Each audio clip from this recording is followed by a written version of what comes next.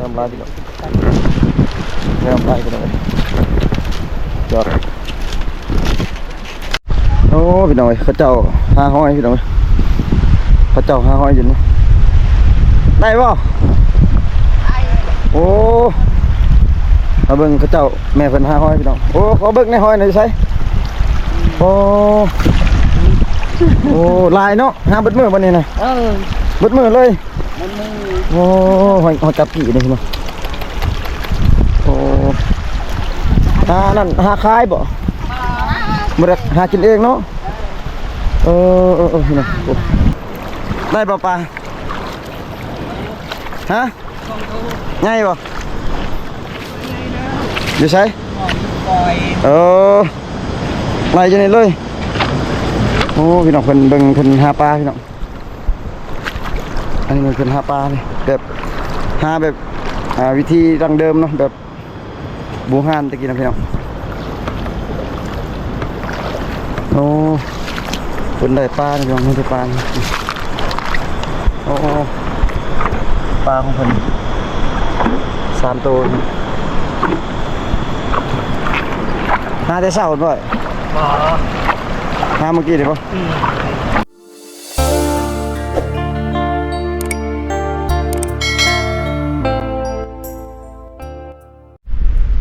สบายดีตอนยามแรงๆนะพี่น้องเนาะตอนนี้เบาไทยอยู่ที่แก่งอะลองพี่น้องเว้ยอยู่ที่แก่งอะลองบอลที่เพิ่นกำลังสร้างครัวข้ามเซละน้องพี่น้องตอนนี้เพิ่นกำลังสร้างครัวข้ามเซละน้องอยู่ลุ่มแก่งอะลองพี่น้องเบาไทยสีพา FC มาเบิ่งเพิ่นกำลังสร้างครัวนะพี่น้องเพิ่นกำลังสร้างครัวตอนนี้ก็โอ้ก็ยังหลายเติบพี่น้องเว้ยเพื่อสีแล้วกันกำลังเดินเส้นครัว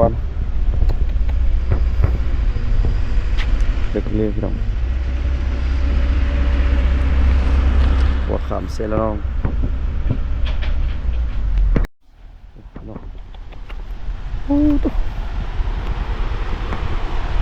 รถแห้งรีพี่น้องปากนั่นก็รถหลายพี่น้องรถจกรถดำเดี๋ยวกำลังเฮ็ดเสาเข้มนะพี่น้องเดี๋ยวเราไทยสิลงไปลุมๆเลยพี่น้องสีพายสีลงไปเบิ่งพี่น้องอากาศก็ร้อนพี่น้องยามแรงๆร้อนแห้งเลยเราไทยสีลงไปอยู่ลุมไปลงท่านลงอยู่ลุมไปเอารถลงอยู่ลุมพอละไปเบิ่งเขาเจ้ากำลังเฮ็ดเสาเข้มอยู่ลุมเนาะบ่าวไทยเดินทางมาก็ไกลเติบพี่น้อยแต่ว่าบ่ได้บันทึกการเดินทางมาเนาะก็มาถ่ายบนจุดนี้เลยพี่เดี๋ยวบ่าวไทยสิลงลุมพุ่นล่ะพี่น้องจะลงอาบน้ำเนาะ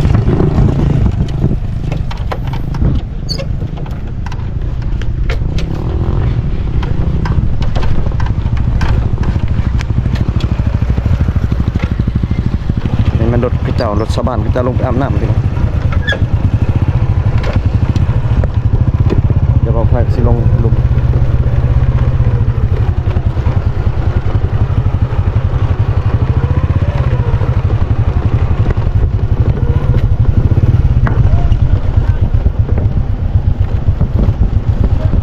พี่น้องเข็มเสาใหญ่ๆพี่น้อง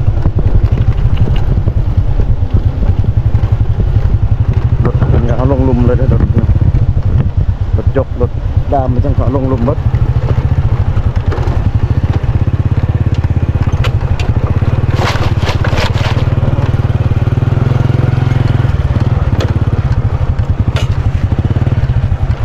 เสร็จแล้วน้องพี่น้องอันนี้เป็นจุดอยู่ลุมนี่พี่น้องเสร็จแล้วน้องกำลังสร้างครัวขามมาตรงนี้ครัวขามไปเลยพี่น้องกำลังสร้าง จุดอยู่เทิงเพิ่นก็แม่นเป็นแก้งเนาะแก้งอาล่องพี่น้องบนครัวสะพานไม้ไผ่เนาะพี่น้องครัวไม้ไผ่เนาะที่ยาวที่สุดในประเทศลาวเลยพี่น้องอยู่เทิงเพิ่นเนาะเดี๋ยวเบาไทยสิขึ้นเบิ่งครัวอีกจังหน่อยนะพี่น้องพา FC เพิ่นมาเลาะเบิ่งเพิ่นเฮ็ดครัวอันนี้ก่อนพี่น้องจุดนี้ครับเพิ่นที่จงฟองไว้ให้นำไล่ด้วยพี่น้องนำไล่รอดพื้นนี่แหละนำไล่เพื่อเป็นสะดวกในการเฮ็ดครัวนี่เนาะเป็นจิป่านไว้พี่น้องป่านคั้นไว้แล้วก็จงให้นำไล่วางกลางนะพี่น้องรถเพิ่นเอาลงลุ่มเลยสุดยอดไอ้ลีพี่น้องประชาชนที่ใช้บริการในเขตหมู่บ้านนี่ก็สิสะดวกในการไปมาอีกนะพี่น้องสะดวกในการข้ามไปมานี่ละน้ำเซ่ขึ้นก็สีบ่ยุ่งยากนะพี่น้องเพราะว่ามีครัวข้ามแล้วเนาะพี่น้องไก่สิสำเร็จละ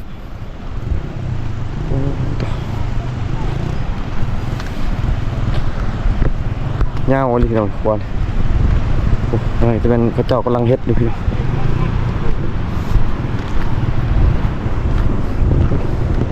ชาวบ้านเพิ่นกำลังใส่มองหาปลาอยู่พี่น้อง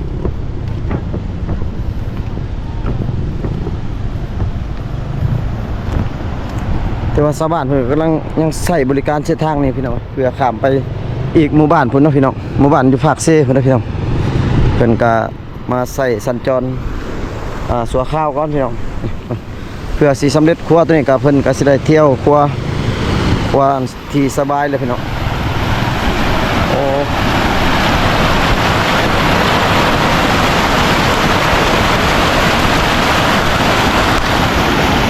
เจ้ากำลังเก็บกล้วย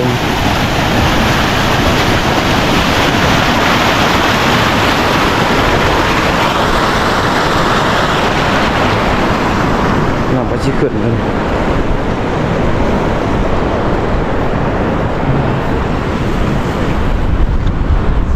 น้ำก็ขึ้นนี่พี่น้องเขี้ยวขังเลยพี่น้องน้ำกัน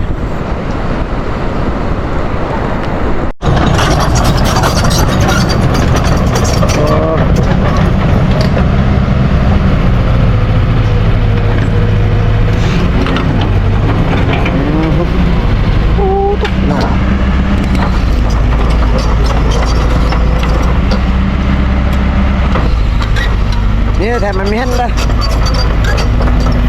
มันมีมันจอกรถเลย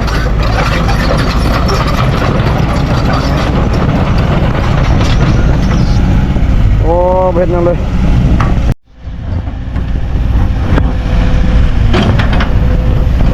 ป่านน้ำพี่น้อง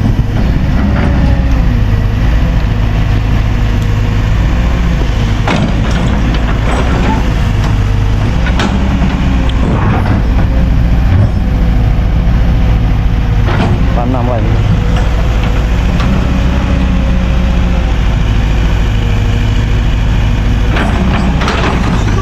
เดี๋ยวบอกไรจะขึ้นอยู่เทิงแก่งพี่น้องเลยอยู่แก่งอล่องพี่น้องเนาะบอกไรสิกลับขึ้นไปอยู่แก่งพี่น้อง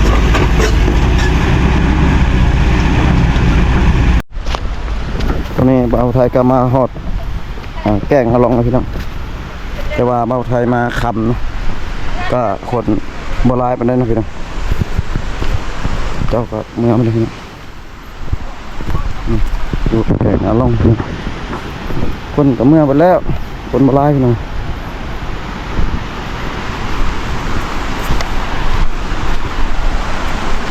น้ำแรงๆพี่น้อง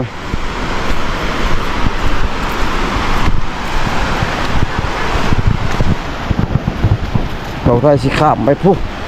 ที่ภาคพี่น้องเมืองเพิ่งหินน้ำไหล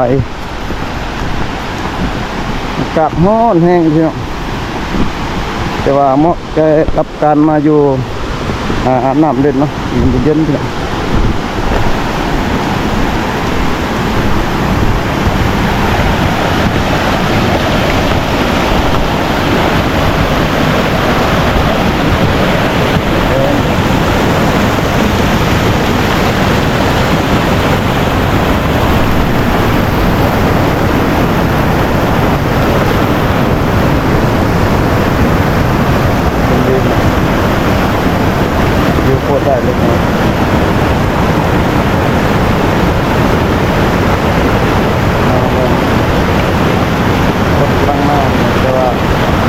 เขาเจ้าเมื่อไปได้เลยพี่น้องว่ามันค่ำเลยพี่น้องเอ้ยมันค่ำแต่เขาเจ้ากลับไปเลย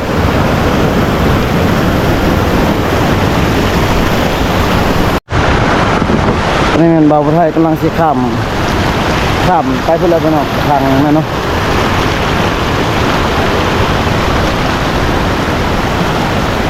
เราข้ามพังไปคนพี่น้อง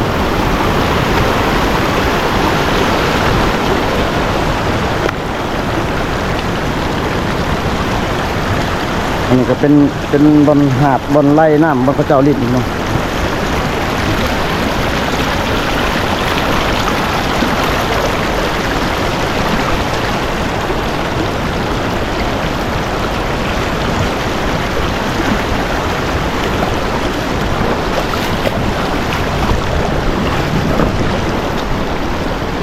มันก็เป็นกระเจ้าหาปลาเนาะเดี๋ยวไปถามพระเจ้าได้บ่ปลาเนาะพี่น้องเป็นน้องไรปลา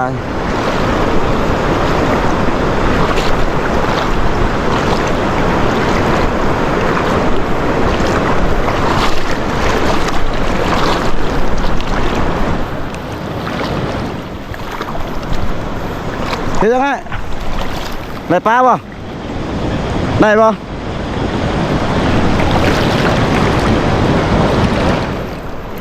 ได้ปลาฮะง่ายบ่อยู่ใช่ไล่จะไหนเลยโอ้พี่น้องเพิ่นหาปลาพี่น้องอันนี้มันเพิ่นหาปลาเลยแบบหาแบบวิธีดั้งเดิมเนาะแบบบูฮานตะกี้นะพี่น้องโอ้เพิ่นได้ปลาพี่น้องไม่ใช่ปลาโอ้ปลาของเพิ่น3 ตัวหาแต่เช้าด้วยหาเมื่อกี้เดี๋ยวเพิ่นหาปลาหนึ่ง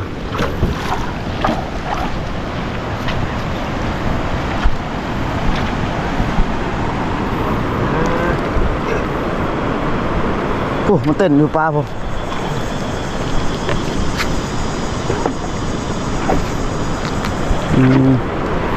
เป็นสิหาปลาเป็นอย่างนี้ไล่ทางเอาอยู่ตามพิษนี่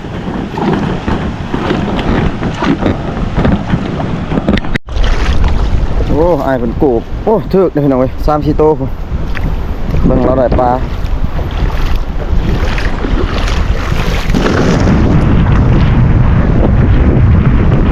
โอ้ถึกไปแล้วโอ้ละลายนะจ๊ะเนาะโอ้ละลายพี่น้อง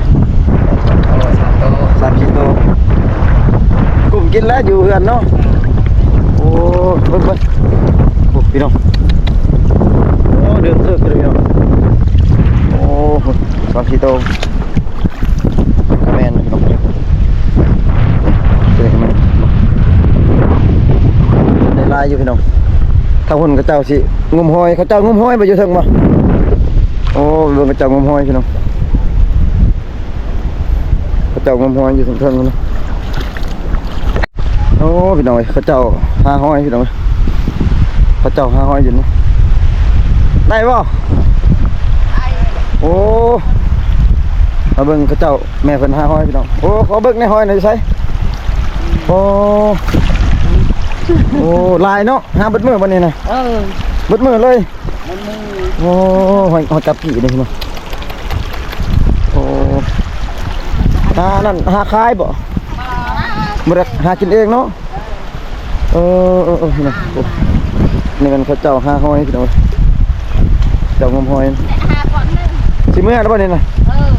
โอ้แม่เป็นสิเมื่อเลยเป็นนางงมหอยพี่น้องแม่เป็นกำลังสิเมื่อเป็นเว้ย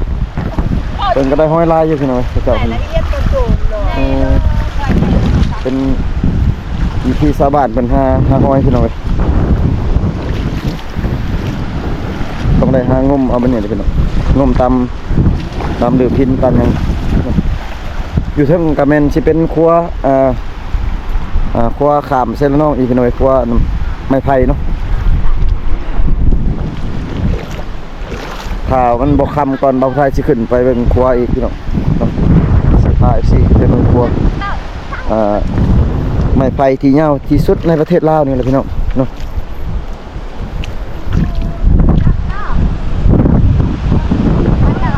เดี๋ยวบ่าวไทยสิกลับก่อนพี่น้องเว้ยกลับไปหาทีมงานก่อนทีมงานอยู่ลุ่มเพิ่นล่ะพี่น้องตอนนี้ก็อยากค่ำๆเลยพี่น้องเว้ยอากาศก็เริ่มสิเย็นๆเลยนิดนึงพี่น้องตอนนี้บ่าวไทยก็กลับมาหาทีมงานแล้วพี่น้องอยู่ลุ่มพี่น้อง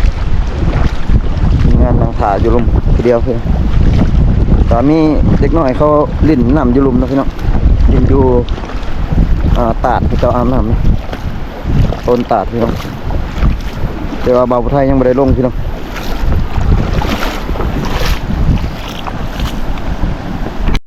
ไปได้เจ้านี่มานั่งถ่ายผู้เดียววะนี่นะว่าคือสื่อลายแท้ของแก่นคือว่าลายแท้มาถ่ายน้องๆบ่มาหาถ่ายอุตสาหะเท่านี้เนาะตาน้องๆไปว่างก็มานั่งกินได้เนาะของแก้มน้ำดื่มตอนนี้อากาศเริ่มสิหนาวๆเลยพี่น้อย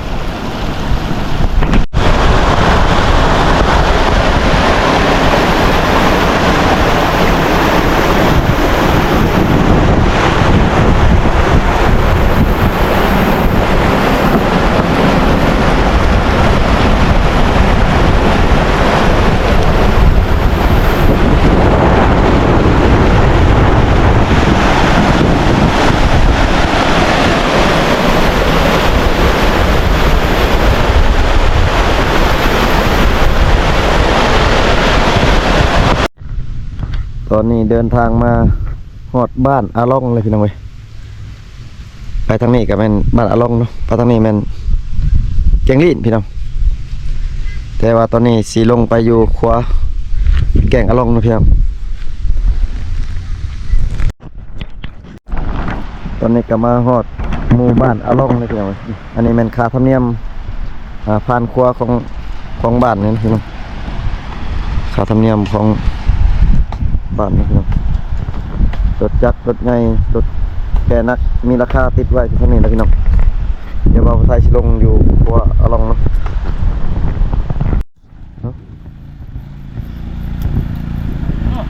มาสุดทางเลยมาจะได้ยังเป็นทางกูแม่มาจะได้ดิตัดหญ้าวะตัดหญ้า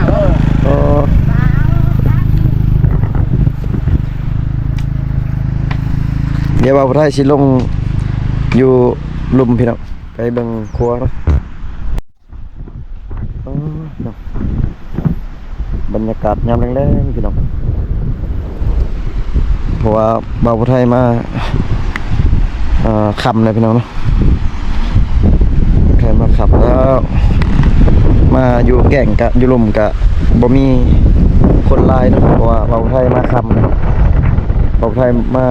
ตอนเที่ยงน่าจะคนลายอยู่เนาะเพราะว่าอากาศมันร้อนพี่น้องเนาะอันนี้อากาศมันเริ่มจะหนาวแล้วพี่น้องบรรยากาศยามแลงเนาะ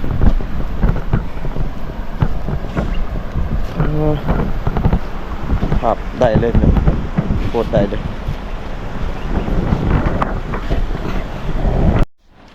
อันนี้ก็จะเป็นครัว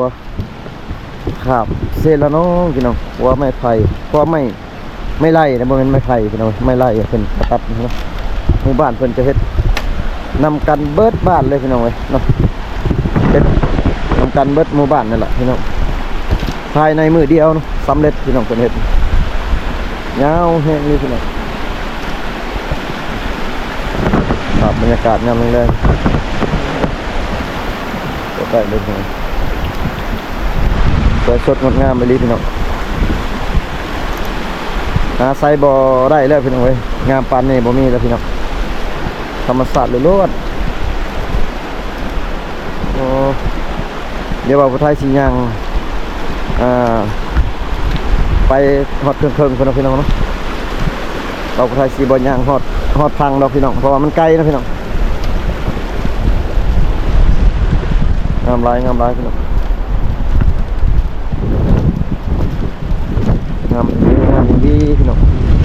ตาเวนแดงคอยขับยำแรงพี่น้องตาเวนไก่จะตกดินเลยพี่น้องทีมงานกันอย่างมาก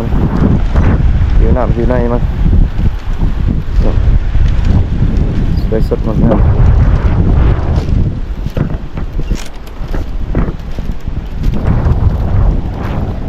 งามหลายพี่น้องฝนตกเลยพี่น้องฝนสีลิ้นเลยพี่น้องนี่ครับน้ำแดง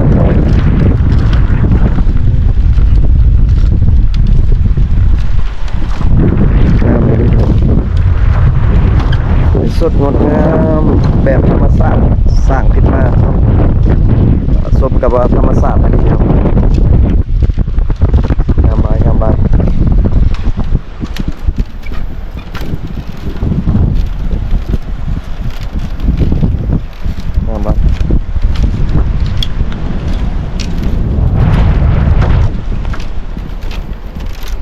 อยู่เทิงก็เป็น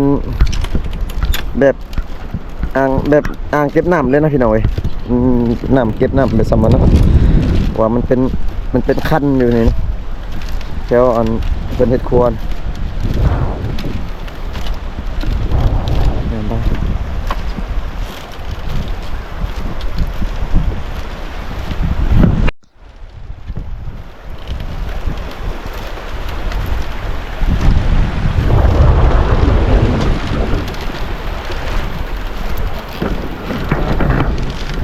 ต่อบินป่ะต่อม่วงป่ะใส่ม่วงตลอดป่ะสิจะใส่ป่ะได้คือกันป่ะปลาป่ะได้เนาะเข้าโรงเรียนมาเจ้าบ่เข้าปอยังปอช่องโอ้ ครูยังสอนตัวทอง ครูเอาหม้อป่ะครูเอาหม้อปลาช่อนป่ะ ง่ายมืออัดนอกช้อนไปทำไปทีนะ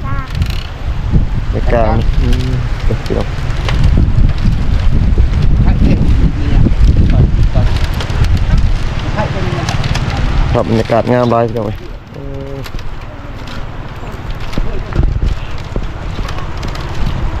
งามหลายพี่น้องเอ้ย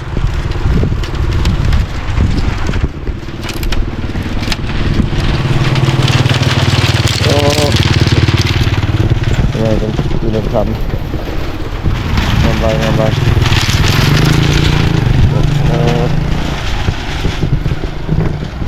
คลิปนี้กับซีบ่มีหยังไรนะพี่น้องเนาะกับมีแต่สี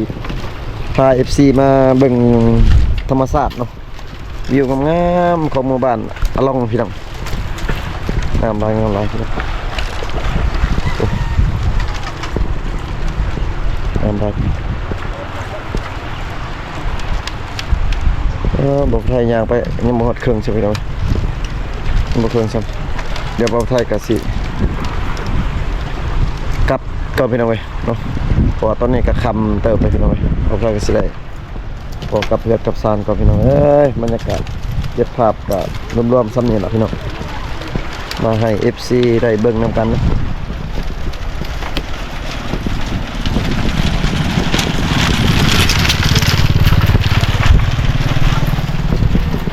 ทำร้ายพี่น้องสาดงามร้าย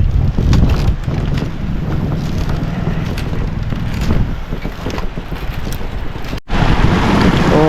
อันนี้มันจะเป็นใต้ครัวเนาะหรือว่ากล่องครัวเพิ่นสิเอาไม้อันนั้นพี่น้องไม้จิกนี่แหละไม้นี่นะเป็นมาไม้เป็นลำนี่นะเพิ่นจะเรียนเป็นตู้อะไรพี่น้อง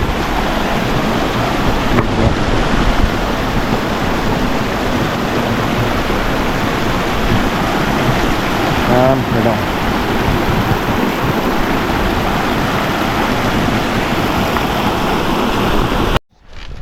น้ำลายพี่น้องน้ำลายพี่น้องจอดอยู่งามน้ำลายพี่น้อง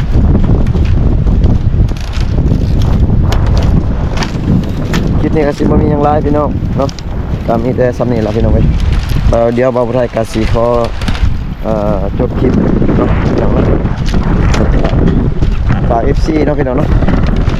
กดไลค์กดแชร์กดติดตามให้ช่องบ่าวผู้ไทยบ้านนาแนลเด้อพี่น้องเด้อเนาะเจอกันคลิปหน้าเนาะพี่น้องเนาะสำหรับคลิปนี้บ่าวผู้ไทยก็สิขอปิดคลิปด้วยเนาะพี่น้องเนาะ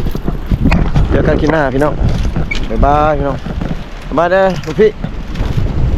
บายบาย เจอกันคลิปหน้าพี่น้อง